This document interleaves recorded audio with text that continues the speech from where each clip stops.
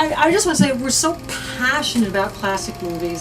We're going to expand the conversation. You can see the passion that's in this room. It's thrilling to the core. Put a new spin on some vintage films. It's classic movies and more.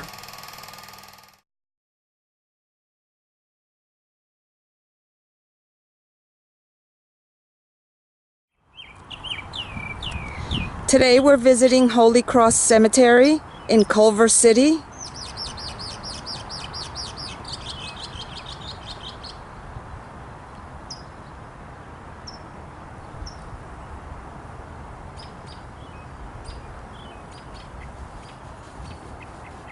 Miller's in section F. Okay, look. Coogan is in FT56. Pat O'Brien, FT56. Then they have different numbers here. That's right, yeah. And he's in FT54. So I have a feeling if we can find one of them, we're going to find a bunch of them close together. Right, so we just got to find where T56 is. Yeah, I guess you don't. She was such... When I was a kid and was getting into classic movies, my dad would drive me up to the movie theaters up here. And it was seeing her movies over and over. It just makes...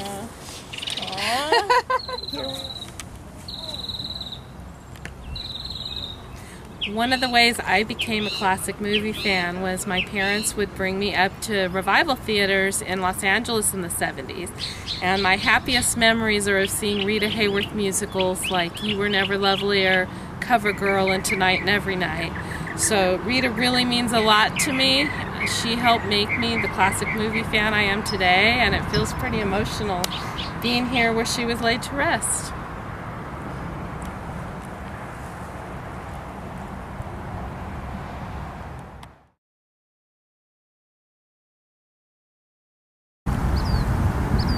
Hi, this is Jackie Coogan's resting place in Holy Cross Cemetery. You may remember him, maybe, as the child star in Charlie Chaplin's The Kid in 1921, heart-wrenching scene where they're taking him away from Charlie. And if you don't know him from that silent classic, you probably know him from The Addams Family as Uncle Fester, one of my favorite characters of all time. But what you may not know is that Jackie Coogan was also a war hero. He had enlisted in 1941, but after Pearl Harbor, he requested to go into the Air Force, and he flew missions behind enemy lines. Very, very interesting stuff here. So again, fantastic child actor, fantastic character actor, and also patriot.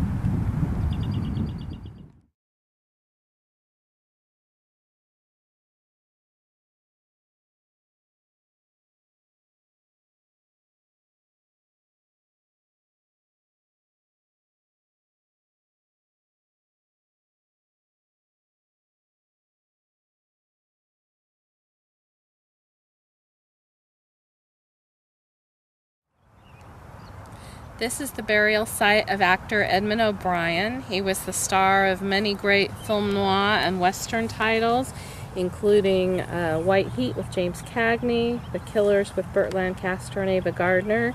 He won the Academy Award as Best Supporting Actor for The Barefoot Contessa, and he was also nominated for an Oscar for 7 Days in May. And it's quite moving being here at the burial site of an actor who's become a real favorite of mine over the last several years.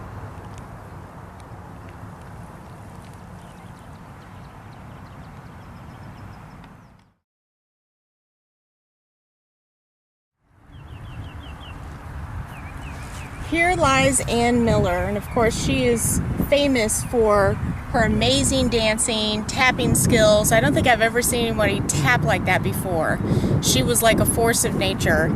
And, you know, she married some famous people, but she herself was known as like the star of MGM musicals. And when I think of her, I think of the story of when she was only 14, when she started in the Hollywood stardom, because she kind of wasn't truthful about her age exactly, and that's how she started. And it's just amazing to me that she was able to compete with huge stars at such a young age. Ann Miller, and I have never seen her in a movie that she didn't really want to be there. I mean, if you saw the old black and white Gene Autry movie she made, And she had this big smile and the effervescence in those series, and then she got more serious when she went to MGM and had those big production numbers.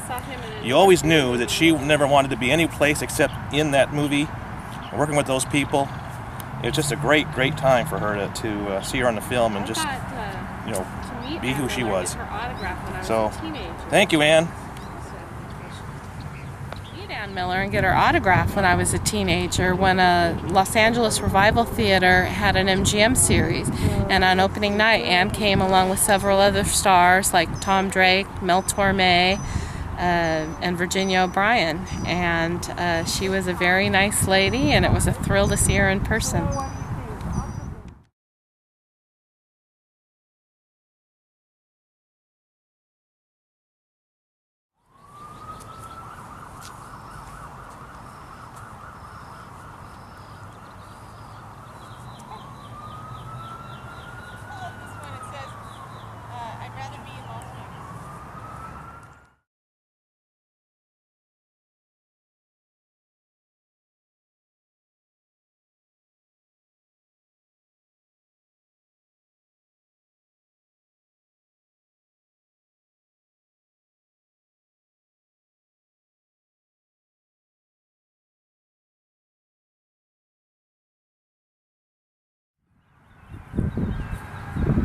This is the burial site of Oscar-winning actress Loretta Young, who's buried with her mother, Gladys Belzer.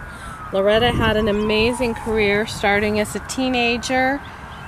She had a remarkable string of pre-code films and continued acting for decades.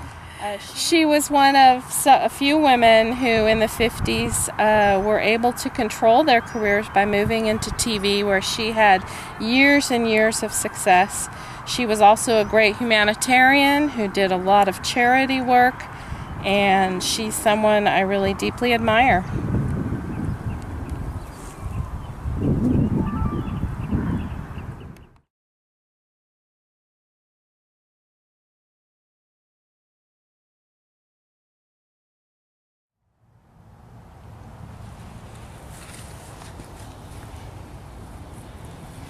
Hi, we're at the final resting place of Rosalind Russell, who, wow, what can you say about Rosalind Russell? Some of my favorite movies since I was a kid, I don't know about you guys, but The Trouble with Angels. That's a great one. As I got older, His Girl Friday. His Girl Friday, for sure. My Sister Eileen. Okay. Many great screwball Man, comedies. yeah. Some great stuff. The Fabulous Women, actress. her role in The Women has to be a shout out. Because it was Shout out. because she's so funny. It was amazing how she was able to come across as this woman who seemed so smart but hilarious. She could pull comedy. She could do drama. Great comic timing. In His Girl Friday, I don't even know how she memorized that dialogue so fast. The rapid fire conversation back and forth. How do you even practice for that? It's amazing. And she was also a great role model in the 40s because she often played career women, judges. People like that in roles that women often didn't have in the 40s. So we have a lot to thank for Roz.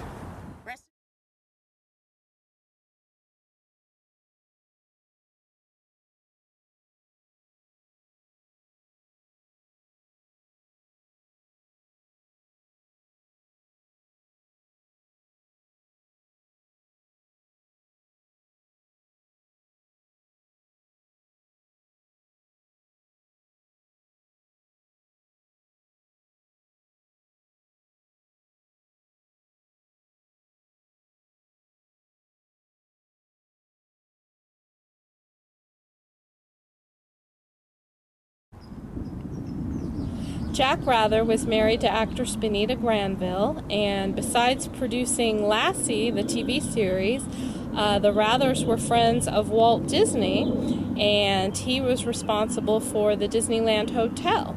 And at the Disneyland Hotel in its early days, you could have a room in the Bonita Tower, named for Benita Granville, and the restaurant was Granville Steakhouse. And these are the Crosbys, Catherine, Harry, Wilma, and Bing Crosby. So this is John Ford. Everybody knows a great director whose antics off the screen probably mirror the antics on the screen.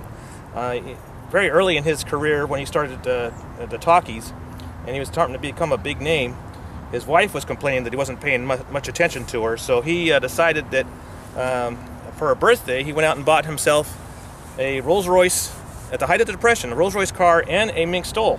Came home, probably walked into the house and said to her, "Oh, Mary, I just bought you a Rolls Royce and a mink stole. I don't want to hear about your birthday for another 10 years. And that's John Ford. John Ford, John Ford, John Ford.